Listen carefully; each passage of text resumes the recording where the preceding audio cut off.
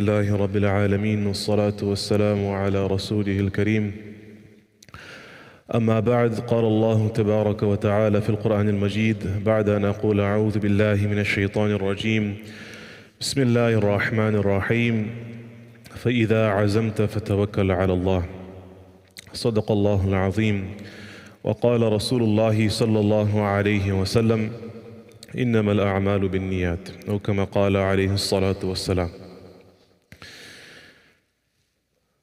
As we are all living in this country, those of us who are born here, those of us who are not born here, after spending just 1 year or a few years, automatically all of us, we know about the tradition that takes place annually on a yearly basis.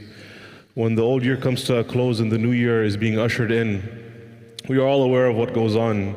Even those of us who are completely aloof to the trends of society, some of our parents, some of our grandparents even, who in certain cases, live a very simple lifestyle back home. They come to this country, they still have that very simple lifestyle. They just know something very simple about Islam. They know that they have to pray their salah. They know that they have to worship on Allah. Sometimes they may not even know the name of the president of our current country. Even those of our family members, during this time of year, they're aware of what happens. The new year comes in, people have their resolutions, people have the celebrations, people wait for the ball to drop. Now many of us, we all know that a common theme around this time is the New Year resolution. What are the intentions that people have to change themselves? People say that they want to lose weight. People say that they want to expand their business. People say that they want to become more wealthy. But we know what the reality is. We know what the reality is on the ground. Especially anybody among us who may go, for example, to the gym. They see that during the month of January, it is very packed. You can't find parking. You go inside, long line to the bathroom, waiting for the machines to finish. Everybody has that hype surrounding it. Everybody has that zeal and that desire. But what ends up happening, those who are consistent in going to the gym, they know, I just have to wait a few weeks. It's the same old case every single year. Let me wait a few weeks, and then I come, the parking lot looks more emptier today than it was yesterday. And then next week, it looks even more emptier. And then you go inside, very nice open area, and now I can enjoy my workout. After a month, 2 months, people fall off. That's just one example. People who want to live a healthier lifestyle, after 1 or 2 months, they end up falling off. They pass by the pizza shop, they smell the pizza, and they say, you know what? It can wait until next year. I can wait on until next year. All the goals and the aspirations that people may have, they put it off. We see these people, we shake our heads, but the reality is, we do the same thing as well. It may not be in the new year, but it may be in different milestones in our own lives. That has to do with our religion, for example.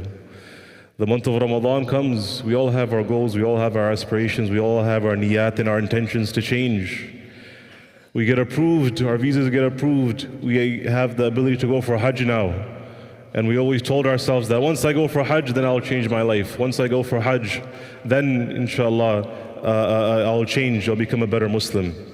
Inshallah, if the brothers can just move up and fill in the gaps. There are some brothers that are in the back that are walking in as well. If you just see any empty spaces, please make space, inshallah. Jazakallah khair. So some of us, we say when we get married or when we have children, that's when we're going to change. But we know the reality as well, what ends up happening. Those intentions, they stay intentions. And many of times, we may see a spark for a few weeks, and then afterwards that spark fizzles out and is no longer there anymore. If you look at the statistics, people who make New Year's resolutions, it's stated that only 9% of those people actually see their goals all the way until succession. Only 9%. So we have to understand that one thing is just making an intention. And of course, yes, Allah will reward us for that intention. But now, part of us being true to our word is that we don't just do lip service. We don't just say, I want to change. We don't just say, I want to better myself. I want to get closer to the deen. I want to get closer to Allah Azza wa Jal. What do we follow that up with? We follow that up with action. We try to create an environment for ourselves where we can succeed in our goal. We can succeed in our aspirations. None of us here are going to say, I don't want to get closer to Allah. None of us here are going to say, I don't want to go to Jannat. Alhamdulillah, we all have that aspiration, we all have that goal. But we need to ask ourselves, what are we doing? Am I just saying this is what I want, but I'm not making any effort towards it? Or am I actually putting a plan in place? Do I actually have a game plan? How am I going to achieve this goal? If a person goes into a restaurant, sits down, a waiter comes to him, and the waiter asks him, what would you like? And the person sitting down says, I want to eat. So, okay, I know that's what you came here for. Can you tell me, what do you want? So for us to make these very generic type of intentions, I want to be a better Muslim. I want to get closer to Allah. Well, of course, we're all in the same boat. Each and every single one of us want to do that. How are you going to achieve that goal? Identify in your life, what are you struggling with? Are you struggling with your salah? Are you struggling with your prayers? Are you struggling when it comes to your relationship with your parents? Are you struggling when it comes to your relationship with your children? When it comes to your social dealings with others? Many of times, unfortunately, what ends up happening is that we take the religion of Islam and we restrict it and we confine it just to a few rituals. One of the great scholars of the past, he mentions in his book that one of the reasons why the state of the Muslims is the way that it is today is because they have taken this deen and this religion of Islam, and what have they done? They have boiled it down to just the 6 pillars of faith, just belief in Allah, belief in the messengers, and in the hereafter, and in resurrection and destiny. That is what I have to believe in as a Muslim. And the pillars of faith, that I just need to pray my salah, I need to fast during the month of Ramadan, I have to give the annual zakah, and if I have the means, if I have the money, I have to go and perform hajj. And then that's it. But the deen and the religion of Islam is much more broader than this. It's not just confined to this. Yes, this is a very important part of our faith. Each and every single Muslim must ensure that they are praying daily, 5 daily salah. Each and every single Muslim must ensure they have the ability to fast in the month of Ramadan, to give the annual zakat that they are eligible to give the zakat, to go for hajj when they have the means available, to go and perform that hajj. But this is not what Islam is about. If you look at the books of Islamic law, the books of fiqh, there's a very famous book of fiqh that is studied throughout the madaris. Usually it's in 4 volumes, 4 thick volumes. Out of the 4 volumes, you know how much of the book is dedicated to the 5 pillars of faith, or the ibadat, the acts of worship, your fasting, the rules of purification, the rules of prayer, the rules of zakat, and the rules of hajj. It's only 1 volume. 25% of this book is dedicated to that. What about the other 75%? The other 75%, you have a number of other aspects of our religion. When it comes to our transactions, when it comes to our social dealings, when it comes to the issues of inheritance, Islam applies to all of those as well. Our Islam, our deen applies to all of that as well. There are guidelines that are there are rulings that are there. Rasulullah sallallahu alaihi wasallam did not just come to teach the Sahaba how to pray. Rasulullah sallallahu alaihi wasallam did not just come to teach the Sahaba, okay, these are the rulings of fasting, this is when you need to fast, or this is how you perform hajj, this is how you give the zakah. Rasulullah sallallahu alaihi wasallam, one narration, he mentioned that إِنَّمَا بُعِثْتُ لِأُتَمِّمَ مَكَارِمَ الْأَخْلَاقِ. Part of that was his mission, yes, teach them the Messiah, teach them the different rulings. Another part was also what? Rasulullah sallallahu alaihi wasallam said, I came to perfect the akhlaq and the character. Rasulullah sallallahu alaihi wasallam himself was an embodiment of the Quran. Any single aspect of his life you look at, Rasulullah sallallahu alaihi wasallam was an exemplary role model. When it came to his home life, when it came to how he was with his spouses, when it came to how he was with his children, when it came to how he was with his companions, with the Sahaba, when it came to how Rasulullah sallallahu alaihi wasallam was in his social dealings, he was an embodiment of the Quran. Some of us think that what? Islam is only for the masjid and then that's it. We say, brother, don't do that, it's the masjid. Don't talk bad, don't curse, don't do ghibah, don't do this, don't do that, you're in the masjid. What is that supposed to mean? When I walk outside the masjid, now it's, I can do whatever I want now? I can walk outside of the masjid and I can do ghibah? I can walk outside of the masjid and curse a person out? Islam is not confined to these walls of the masajid. Islam is every single living moment of our life. Our deen and our religion apply to that. So whatever aspect of your life you may be struggling in, like I said, it could be the salah, it could be our relationship with others, right? Am I respectful to my parents? As a parent, am I fulfilling my duty with my children? What am I lacking in? If a person does not know that he has a sickness, do you think this person is going to end up going to the doctor to ask the doctor for a cure? So you must identify what the issue is. What are you struggling with? Once you've identified the issue, then you can now work your way towards improving, Now you can set a game plan for yourself where you sit down and say, how am I going to improve? What am I struggling with? Am I struggling with my Fajr Salah? SubhanAllah, so many people, so many of us struggle with our Fajr Salah. There are many ulama, those who are involved in counseling, those who are involved, with the community in a very large scale. They themselves have mentioned that when it comes to the issue of Fajr Salah, they mentioned that a lot of the individuals that come to us and they mention that this is the struggle that I have. He says many of the times the solution is very simple. Go to sleep early. Just go to sleep early. We're up until 12 a.m., 1 a.m., 2 a.m. Allah knows what we're involved in until then. 4 or 5 hours of sleep, you think you're going to be able to wake up for Fajr Salah when Fajr is at 5 a.m., when Fajr Salah is at 6 a.m.? This is just one very simple solution. We mentioned it to the individuals and they say, wow, this worked. I went to sleep a couple of hours earlier, then I was up and I was fresh, and alhamdulillah I was able to perform my Fajr Salah. Back then the ulama and the scholars, they would mention in their books that there are a few things that as Muslims we should aim to decrease. And there are many benefits in decreasing these things. Many benefits to our spirituality, many benefits to our faith, into developing our connection with Allah Azza wa Jal. Mention one of the things they say is that we should talk less, talking less, eating less. One of the things that the scholars actually mention, this was in the past, sleeping less. But some contemporary scholars, they mention that the issue nowadays is not that we sleep too much or we need to sleep less. The issue nowadays, unfortunately, is we don't get enough sleep. We don't get enough sleep. I'm a teacher in a madrasa, and many of times we're sitting in class, we're teaching, and then we see students dozing off. It's very difficult. They find it very difficult to sit through one class, 30, 40-minute class. What ends up happening, you ask the students, I fell asleep at 12 a.m., I fell asleep 1 a.m., 2 a.m. Okay, so this is a simple solution just for example, for the Fajr Salah. Whatever other problem that you may have that you have identified in your life, set that game plan for yourself. And one other thing that is also very important, if you want success in your goals and your plans that you have, there is a concept that the ulama and the scholars, they emphasize highly. And it is also a statement of Umar radiallahu anhu, where he famously said, "Hasibu anfusakum qabla an tuhasabu." There is this concept known as muhasaba. What is muhasaba? Muhasaba is taking account of yourself. Umar radiallahu anhu stated, he says, "Hasibu anfusakum." Take account of yourselves. Qabla an tuhasabu, before you are taken account of. Before now, next thing you know, Allah subhanahu wa ta'ala has removed your ruh and your soul from your body. You've left this world. Now you're standing in front of Allah Azza wa Jal, and now He is taking account of you. He is taking your hisab, and He's asking you, how did you spend your life? How did you spend the wealth that I gave you? This health that I gave you? What did you do with all of these things? What did you do with all of these blessings? Before that day comes, what should you do? Take account of yourselves. We see that in the world of businesses, these are fundamental rules that if a person wants to be successful.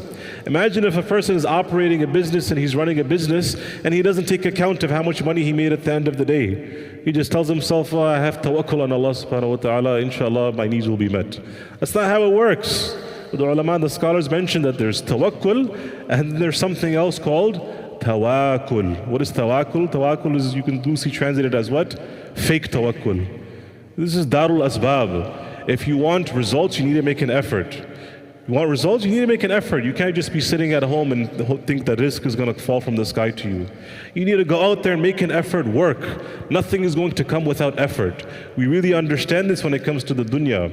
If a person says, I want to open up a business, but without spending all of my time and effort and energy in the first couple of years in establishing that business, I don't want to do that.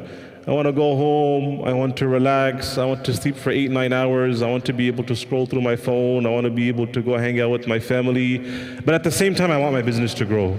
I only want to work 2 hours a day. You're going to say, brother, keep dreaming, keep dreaming. That's not how it works. That's not how this dunya works. We understand when it comes to the dunya, this is the effort you need to make. Right? You can't have a business and then a person's not taking account at the end of the day. How much money did he make? Right? How much sales were done? And then he knows, okay, why was it less today? What do we need to improve on? Getting feedback from other individuals, consulting others. What are some tactics? What are some methods that I can use to expand my business? Apply the same thing to deen. Imam Ghazali rahimahullah, he mentions in one of his books that unfortunately there's this double standard that is there. When it comes to dunya, we fully understand that all the effort needs to be made there if a person wants to grow. But deen, inshallah, Allah will forgive me. Allah is Ghafoor, Allah is Rahim. Let me do the bare minimum, Allah will forgive me, inshallah. That same mindset applies to your deen and your religion as well. Don't think Jannah is going to be achieved by you just doing the bare minimum and even that struggling with it. Allah Azza wa Jalla says in the Quran that أَحَسِبَ النَّاسُ أَن يُتْرَكُوا أَن يَقُولُوا آمَنَّا وَهُمْ لَا يُفْتَنُونَ. Do people think that they will be left alone because they say we believe and that they will not be put into trial? This deen requires effort. This deen requires action. So we need to take that step forward. Yes, we have all of these intentions. And this is the last point I'll mention also. What is the reason why people fail in their resolutions, specifically when it comes to New Year's? And even it applies to us as well. If Ramadan comes or if Hajj comes, we want to change. The way that we make our intention, we set ourselves up for failure. For the New Year's resolution, what do people say? I want to change when the New Year begins. Give myself a few weeks to relax, to do whatever I want. I want to change when Ramadan comes. I want to change when I go for Hajj, when I get married. You set yourself up for failure. Change does not begin tomorrow. What guarantee do we have that we're going to live tomorrow? Change begins from right now. Change begins from today. So that's the effort that we need to make. Then, inshallah, we make that effort. Allah Azza wa Jalla will look at our efforts and He will, inshallah, make sure that it comes to fruition. And even if it does not come to fruition, Allah Azza wa Jalla looks at the effort that we put. Even if we don't reach the end, then we can say Allah is Ghafoor, Allah is Rahim. Allah is merciful, Allah is the most forgiving. He'll accept whatever efforts that we made if it was done with sincerity. May Allah subhanahu wa ta'ala give us the ability to take action and not just to have the intention there. May Allah subhanahu wa ta'ala give us the ability that whatever goals and aspirations that we have in our religion, that inshallah we see them through to its fruition, to its success, inshallah. Just a quick announcement, inshallah, I'm here today on behalf of Al-Hikmah Institute. We're here for an appeal, inshallah. We have some students that are there outside. We have a card machine there. We have flyers, inshallah, that we'll be also giving out. We have undertaken a project to open up an Islamic school. Alhamdulillah, we've signed the contract for a building. Currently, we are collecting funds for the building. The building is, the price was $3.1 million. Alhamdulillah, so far we've collected $1.9 million. We have $1.2 million that are left to collect. Closing is soon. So right now we're going around to masajid, asking brothers, inshallah, to donate generously.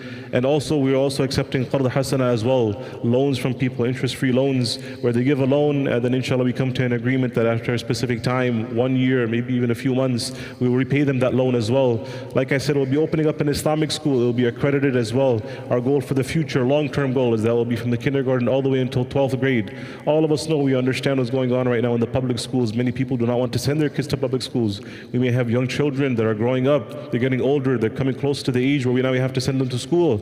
But now we're wondering, where do I send them? I can't send them to public school because unfortunately the environment there is bad. The indoctrination that is going on over there is such where it makes them doubt their own religion of Islam. So alhamdulillah, this is the project that we're undertaking. We'll be hiring teachers, inshallah, proper teachers, teachers that have degrees from the colleges, from the universities. Inshallah, they'll be working together with the ulama, with the scholars, to make sure that this will be the best Islamic school that is there, inshallah. So like I said, the table is there in the back. Brothers are requested to donate generously. And again, if any brothers are also willing to give qard, to give a loan as well, we'll greatly appreciate that too, inshallah. Jazakallah khair. And again, one last request for the brothers, inshallah, if they can move up, fill in all the gaps, inshallah. We have brothers that are waiting outside as well. Jazakallah khair.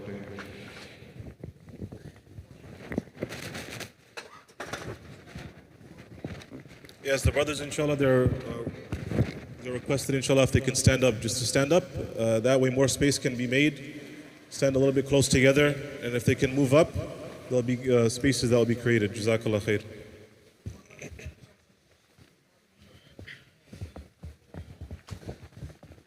Inshallah, any space that brothers see, they can fill up the gaps.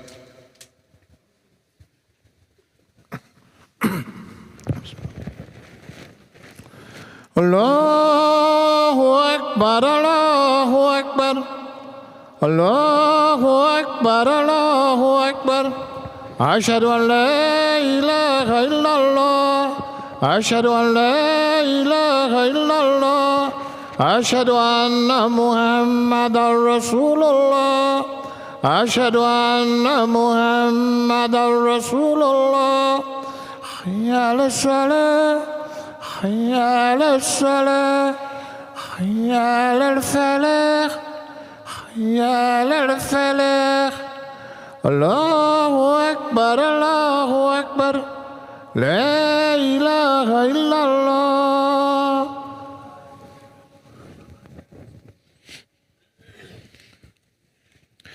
الحمد لله الذي هدانا لهذا وما كنا لنهتدي لولا أن هدانا الله، ونشهد أن لا إله إلا الله وحده لا شريك له، ونشهد أن سيدنا ومولانا محمدا عبده ورسوله صلى الله عليه وعلى آله وأصحابه.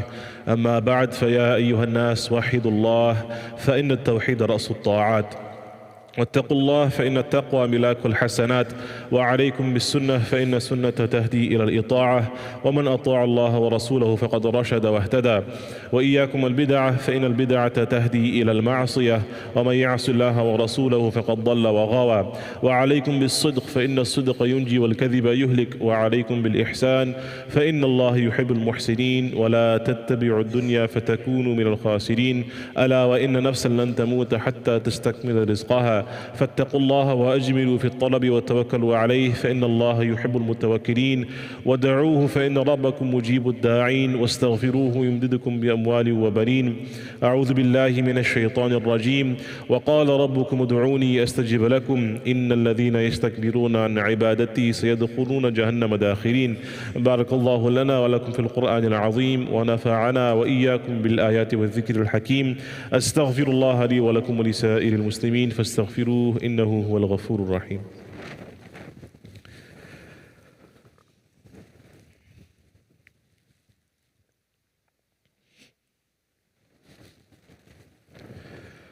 الحمد لله نحمده ونستعينه ونستغفره ونؤمن به ونتوكل عليه، ونعوذ بالله من شرور أنفسنا ومن سيئات أعمالنا. من يهده الله فلا مضل له، ومن يضلله فلا هادي له. ونشهد أن لا إله إلا الله وحده لا شريك له، ونشهد أن سيدنا ومولانا محمدا عبده ورسوله صلى الله عليه وعلى آله وأصحابه. أما بعد، إن الله وملائكته يصلون على النبي يا أيها الذين آمنوا صلوا عليه وسلموا تسليما. اللهم صل على محمد وعلى آل محمد بعدد من صلى وصام. اللهم صل على محمد وعلى آل محمد بعدد من قعد وقام. وصل على جميع الأنبياء والمرسلين وعلى كل ملائكة المقربين وعلى عباد الله الصالحين برحمتك يا أرحم الراحمين. عباد الله رحمكم الله، إن الله يأمر بالعدل والإحسان وإيتاء ذي القربى وينهى عن الفحشاء والمنكر والبغي يعظكم لعلكم تذكرون. فاذكروني يذكركم واشكروا لي ولا تكفرون، وأقيموا الصلاة.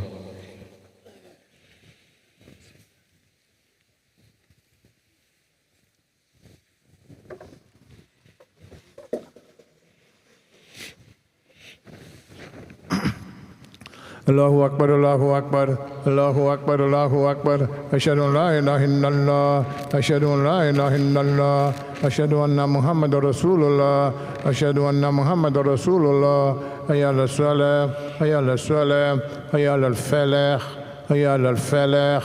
قد قامت الصلاة قد قامت الصلاة. الله أكبر.